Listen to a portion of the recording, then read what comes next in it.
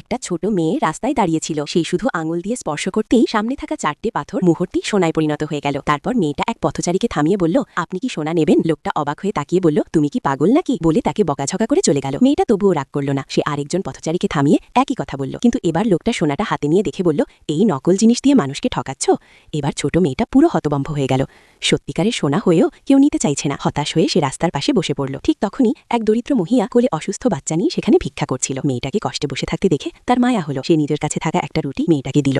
ছোট মেয়েটা মুহূর্তেই রুটিটা খেয়ে ফেলল, কিন্তু তাতেও তার পেট ভরল না। তখন মহিলা তাকে একটা কয়েন দিয়ে বলল, এটা নিয়ে একটা পাউরুটি কিনে খেয়ে নাও। মেয়েটা বুঝতে পারল মহিলাটাও আসলে খুব কষ্টে আছে। জিজ্ঞেস করতেই মহিলা বলল, তার বাচ্চা খুব অসুস্থ, চিকিৎসার জন্য অনেক টাকা দরকার, এই কারণেই সে রাস্তায় ভিক্ষা করছে।